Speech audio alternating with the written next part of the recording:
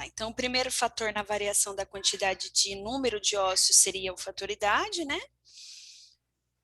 O segundo fator são os ossos chamados de extranumerários. Então, pode acontecer, não é uma condição normal, assim, frequente, né, digamos. Mas existem pessoas que acabam nascendo com um membro a mais, né, geralmente dedos. Então, crianças que nascem com dedos a mais vão nascer com 2 ossos a mais, tá? 2 falanges a mais em cada dedo, tá? Então, esse é um fator que pode influenciar no número de ossos, para mais e para menos, tá bom?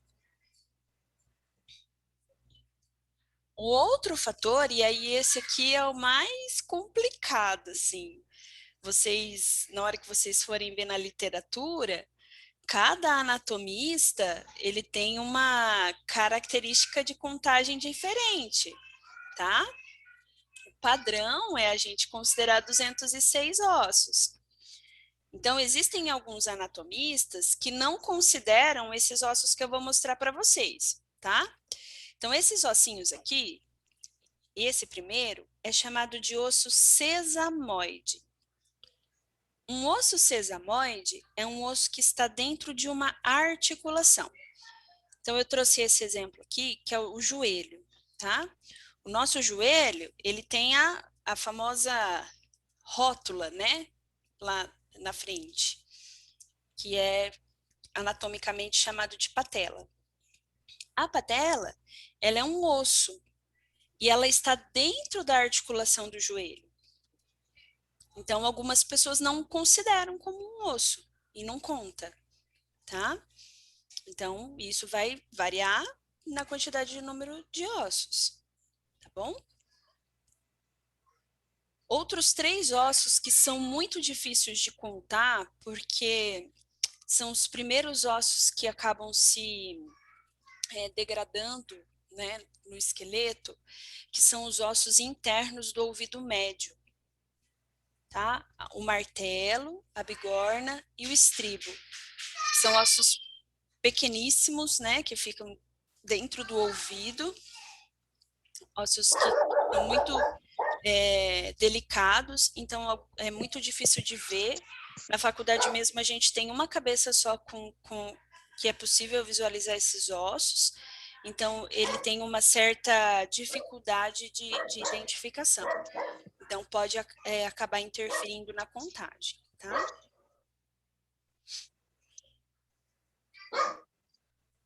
Bom, então em relação à quantidade, a variação do número de ossos, seriam essas as variantes que a gente pode ter e encontrar, tá? Por isso que quando vocês forem ver na literatura, não se assustem se vocês encontrarem quantidade de números divergentes, tá?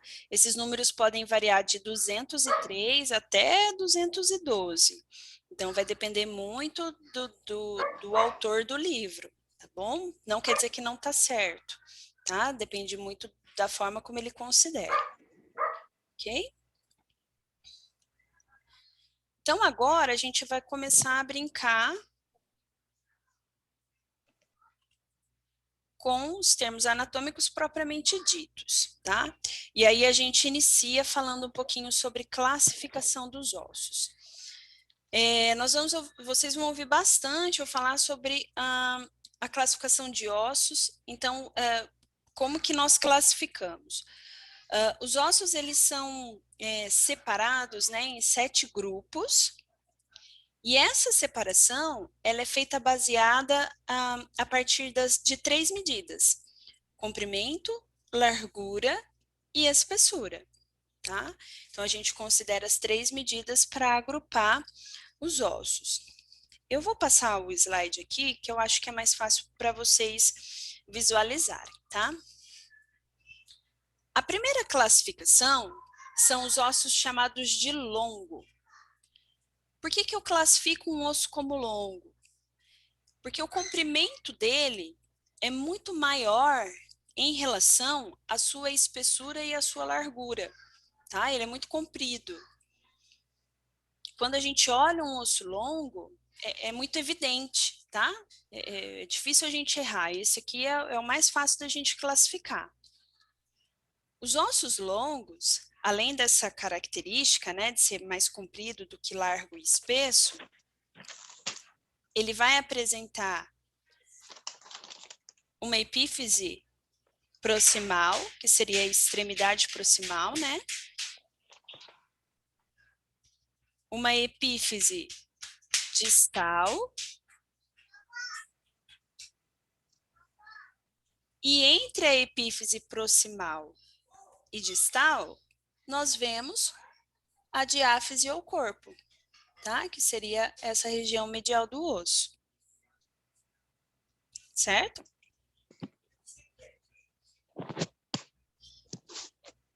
Certo. A outra característica do osso longo é que todos os ossos longos vão apresentar no seu interior um canal medular, tá? Professora, a Bruna falou que ela não entendeu. Os ossos longos, Bruna, eles são mais compridos, tá? Ele é muito comprido. Ele é mais comprido do que largo e espesso.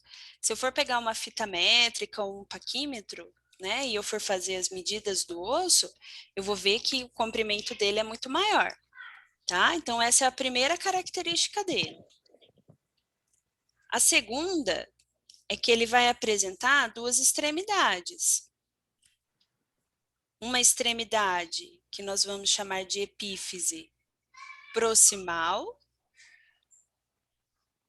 Ela é chamada de proximal porque ela está próxima da raiz. E uma epífise distal, tá? Que é a outra extremidade que está distante da raiz. Quem lembra o que é raiz?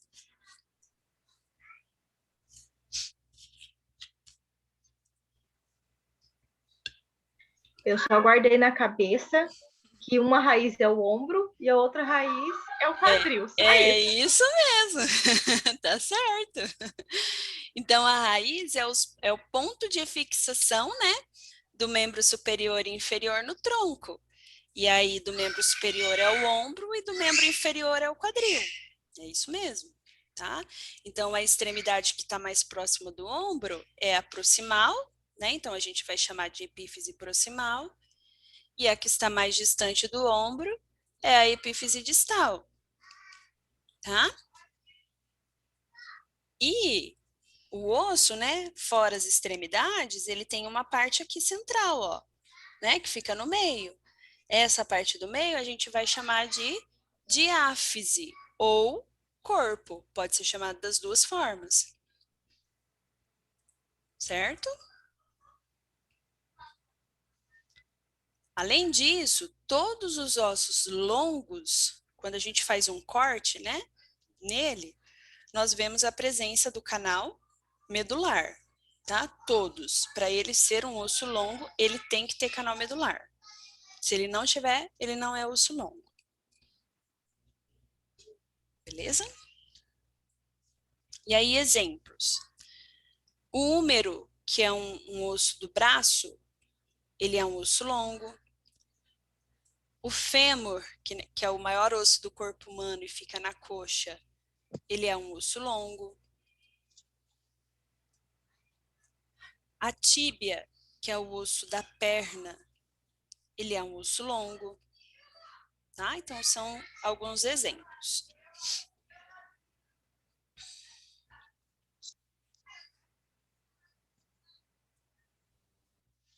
Aqui eu trouxe só para vocês uma foto só para mostrar como é a disposição da substância compacta e esponjosa no canal medular, né? Então, nós vemos muita substância compacta e pouca substância esponjosa.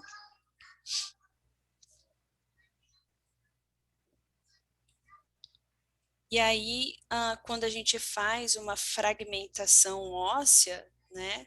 O como o osso ele é disposto, né, em relação a esses compostos.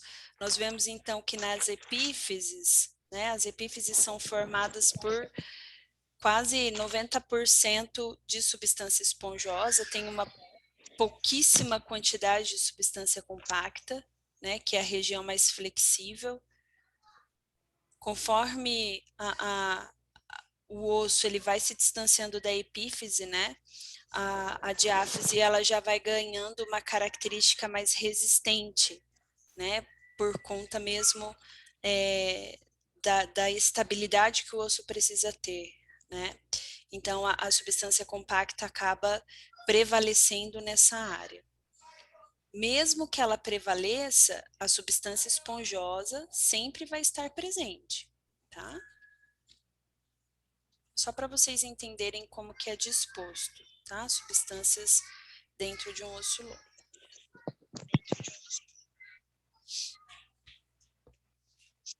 A segunda classificação, então, são ossos que são chamados de planos.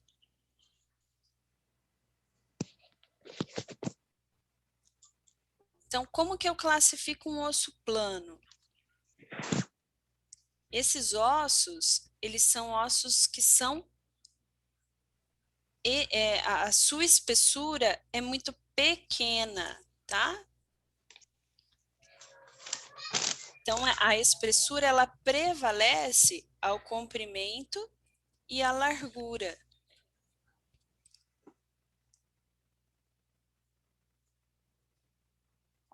Em alguns exemplos, né, ou em um caso específico, que é esse osso aqui, ó, ele chega a ser tão fino em alguns casos, que quando a gente pega o osso e coloca ele em direção à luz, a gente consegue ver, ele se torna translúcido, tá? De tão fininho que ele é. Então, essa é a característica dos ossos planos, eles são bem mais finos, tá? Eles são, a espessura, ela prevalece o comprimento e a largura.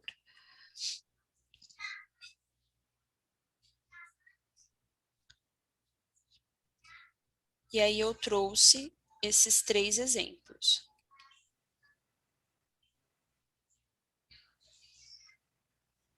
O primeiro da esquerda, que é esse osso chamado de escápula, é o osso posterior aqui, ó, do dorso, tá?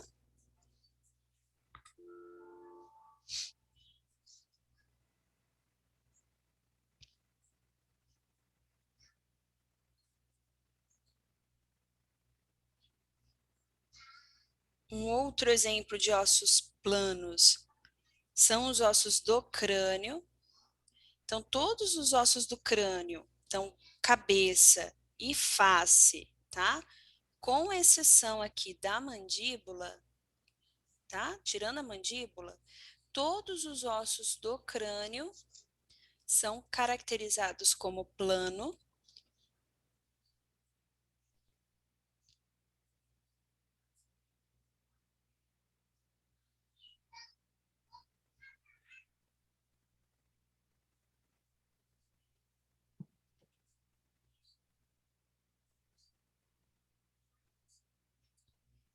E o osso externo, que é esse osso anterior aqui ao tórax. Tá? São exemplos de ossos planos.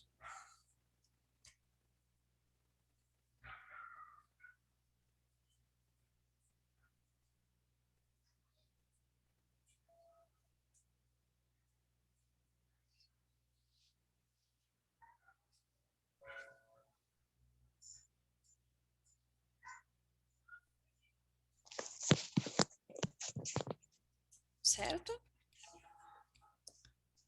Aí vocês podem ver, né, que os ossos da cabeça, eles vão apresentar uma característica de composição de substância compacta e esponjosa na mesma quantidade, tá?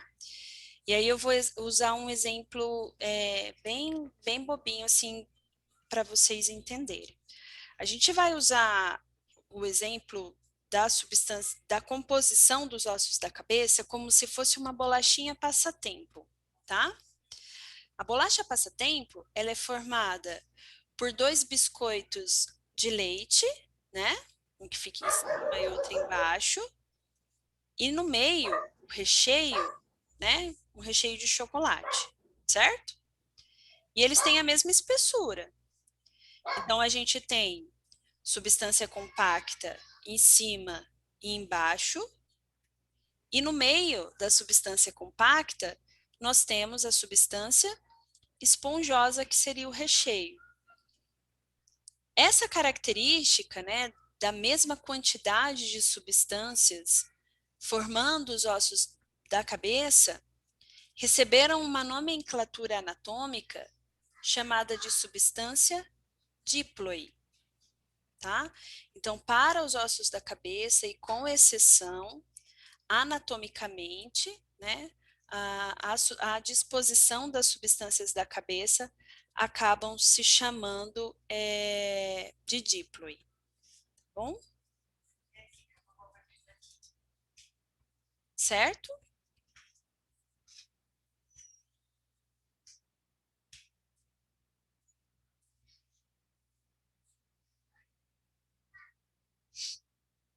Alguma dúvida, gente?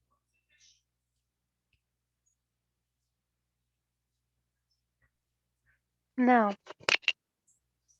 Então, a próxima classificação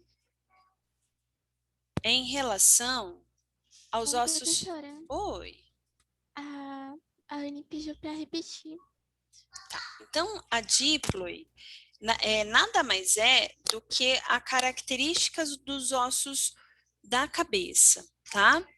Então, vamos pensar que a composição dos ossos da cabeça, elas vão ter a mesma quantidade de substância compacta e esponjosa, tá? Só que elas são divididas da seguinte forma. Eu vou ter uma camada de substância compacta em cima, uma camada de substância compacta embaixo, e entre as duas, uma camada de substância esponjosa, com a mesma espessura, tá? Então, as três têm a mesma espessura. Essa característica, né, de constituição formou, né, anatomicamente, nos ossos da cabeça, uma nomenclatura que é chamada de substância diploide, tá? A gente vê que os ossos da cabeça são finos, né, são planos, porém eles têm muita resistência, tá? Por conta dessa característica.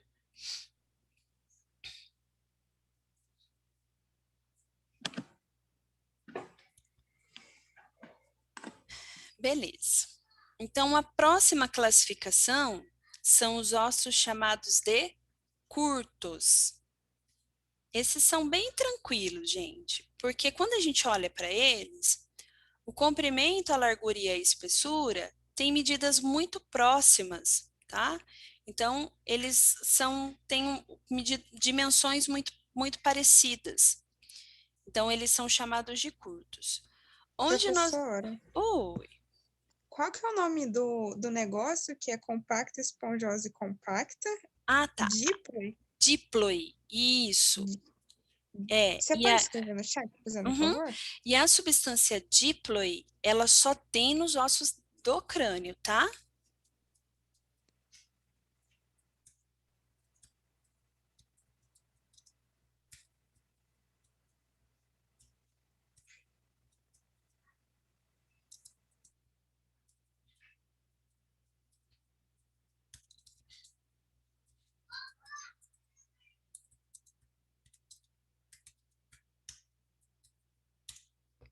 Tá? Apenas nos ossos do crânio.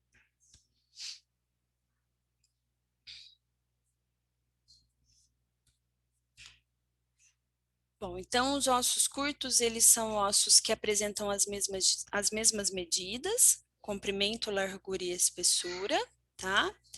Então a gente vê que eles são ossos bem pequenininhos E os exemplos que eu trouxe aqui são os mais característicos desses ossos, tá?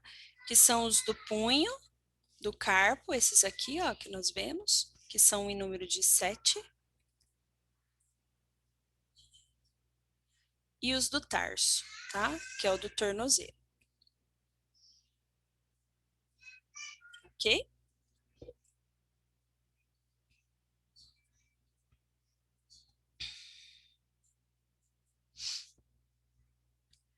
A próxima classificação são ossos chamados de irregulares. Esses ossos, quando nós olhamos para eles, a gente não consegue definir onde é comprimento, onde é largura e onde é espessura, tá? Por isso que ele é chamado de irregular. Ele não tem uma dimensão mensurável.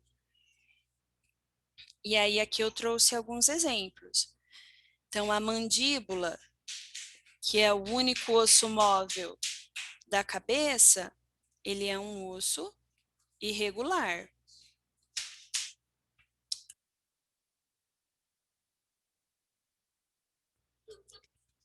As vértebras, né, que formam a coluna vertebral, elas são ossos irregulares.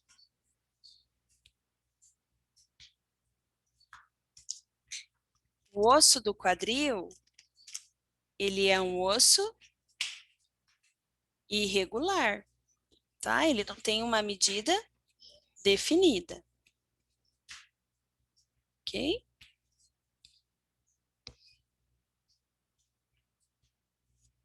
Certo, gente? Certo. Certo? Certo. Ok. A próxima classificação são aqueles ossos chamados de pneumáticos. Pneumo vem de oco, tá? Então, nós vamos ver que os ossos da face, né? Então, a gente só tem ossos pneumáticos na face, eles vão apresentar a característica de apresentar espaços vazios, cheios de ar, né? No seu interior. Por isso que eles são chamados de pneumáticos. A característica desses ossos pneumáticos é possibilitar uma maior leveza na face, né? E também garantir uma maior circulação do ar, tá? Os ossos pneumáticos são esses, ó. Primeiro aqui, que seria esse osso da testa, é o osso frontal. Aqui a gente teria cavidade orbicular, né, onde está o olho. Acima da cavidade orbicular, ó, tem um espaço vazio, tá? Que seria o seio paranasal frontal, que é a abertura dentro do osso, que fica logo aqui, ó, tá? Essa abertura. Então, esse é um osso pneumático. A abertura dele aqui, ó. Esse aqui, ó, é o osso maxila, né? Que é esse ossinho aqui da nossa bochecha. É o maior seio paranasal que nós temos na face, ó. Tá vendo? Que é o seio paranasal maxilar. Então, esse é um osso pneumático. No interior da cavidade nasal, nós vamos ter dois ossos, um chamado etimoide e outro esfenoide. Esses ossos, eles têm no seu interior várias aberturas, que são os seus seios paranasais. Então, esses também são ossos pneumáticos. Esses seios, né, ou essas aberturas, elas são revestidas internamente por um tecido mucoso, né, então eles acabam secretando um muco, como tem circulação de ar, acaba entrando micro-organismo, né, e partículas que entram, que estão presentes na atmosfera, e podem gerar algumas inflamações, né? Uma que é bem característica, e grande parte da população tem, é a sinusite, tá? A sinusite nada mais é do que uma inflamação no interior desses espaços.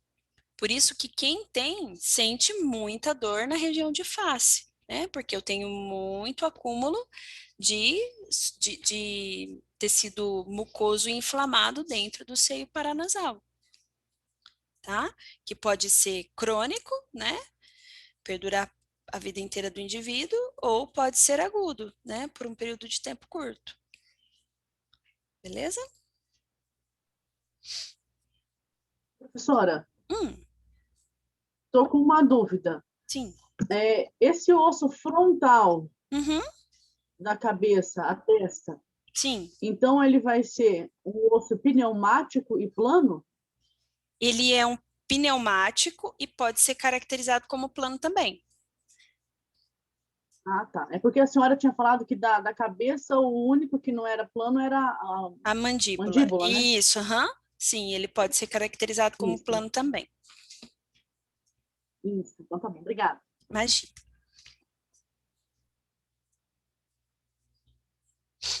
O próximo, então, são os sesamoides, a gente comentou deles, né?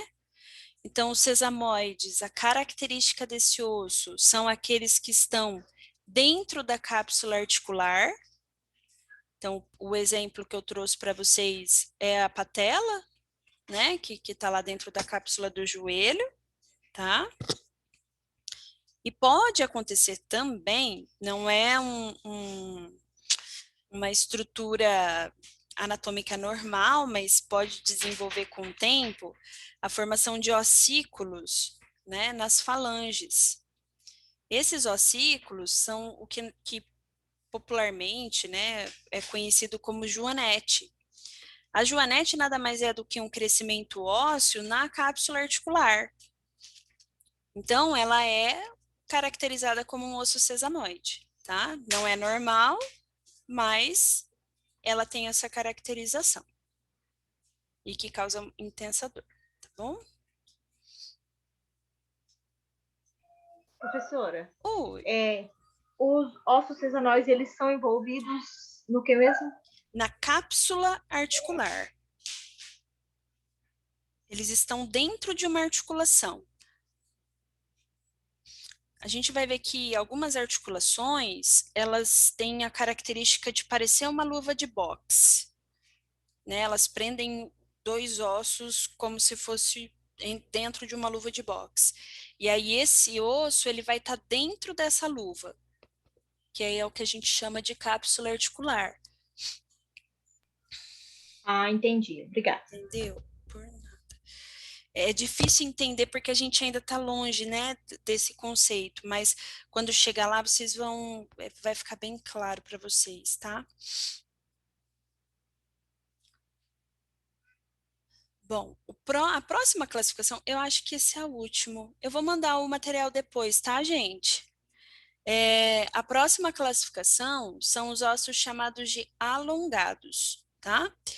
Ele é, quando a gente olha para ele, a gente fala assim, esse é um longo. Tenho certeza que é um longo, tá? Porque o comprimento dele é maior que a largura e a espessura. Então, o que que diferencia? Por que que ele é alongado? Porque ele não tem canal medular, tá? Os alongados são ossos que não apresentam canal medular, certo?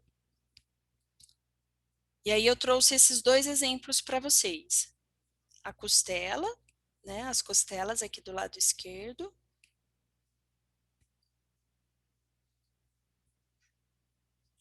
E a clavícula, né? Que seria essa boneteira aqui do lado direito. Os alongados, eles não apresentam o quê? Canal medular no interior do osso. Tá? Mas o comprimento dele é maior que a largura e a espessura.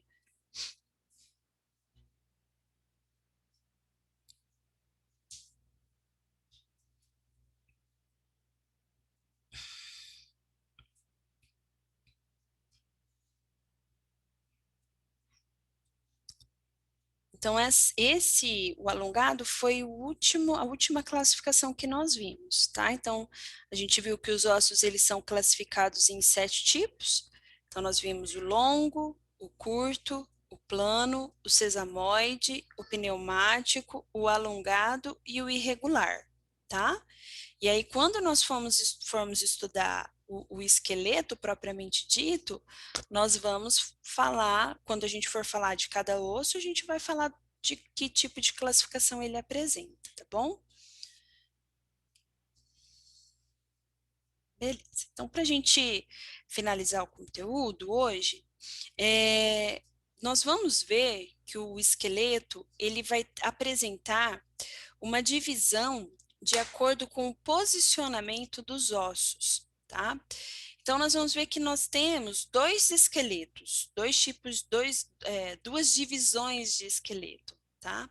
Nós temos ossos que estão inseridos em um eixo central, que seria um eixo de fixação, né, do esqueleto. Então, esses ossos, eles compõem um esqueleto chamado de axial.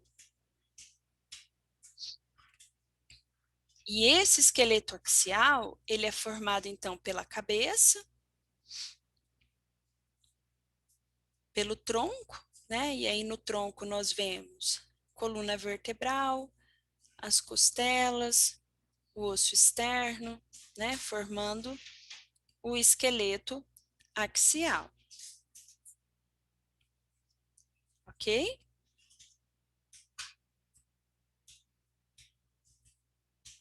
Ok. E inseridos ou fixos, né, ao esqueleto axial, nós vemos o esqueleto apendicular. O esqueleto apendicular é um esqueleto que é móvel, né, e que tem um ponto de fixação no esqueleto axial. O esqueleto apendicular, então, ele é dividido em dois, né, formados por membro superior e membro inferior. O membro superior, ele vai ter um ponto de fixação, que a gente comentou logo um pouco antes, né, que seria a sua raiz, lá no ombro, composto por dois ossos, né, que seria a clavícula, ó, anteriormente, e a escápula posteriormente, tá? Então, esses dois ossos, eles se articulam, né, e eles estão presos no esqueleto axial. Por isso que ele é a raiz, tá? Formando então a cintura escapular. E baseado a essa raiz, nós temos a parte móvel, né? Que é formada por esse osso que é o húmero, que é o osso do braço, pelo antebraço, composto pelo osso rádio, que é um osso lateral. Lembrando que o rádio, ele sempre tem a anteninha, ó, ele fica do lado do polegar, tá? E a una, que é um osso medial. E pela mão, né, que é formada pelo carpo, pelas falanges, carpo, metacarpo e falanges. Certo? E aí a gente tem membro superior. O membro inferior do esqueleto apendicular, ele vai ter um ponto de fixação que seria a sua raiz, né, que nós vimos que é o quadril. E aí o quadril direito e o esquerdo, eles formam a cintura pélvica, que popularmente nós chamamos de bacia, né? Mas agora a gente vai chamar de cintura pélvica. Então, o osso do quadril, né, como sendo raiz, ele é ponto de fixação da parte móvel.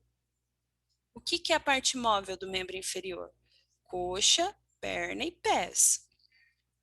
A coxa é formada pelo maior osso que nós temos no corpo humano, que é o fêmur. Ai, ixi, fechei aqui o negócio. O fêmur, né, na sua porção anterior, ele vai ter lá a patela, ó. Abaixo da patela, a perna.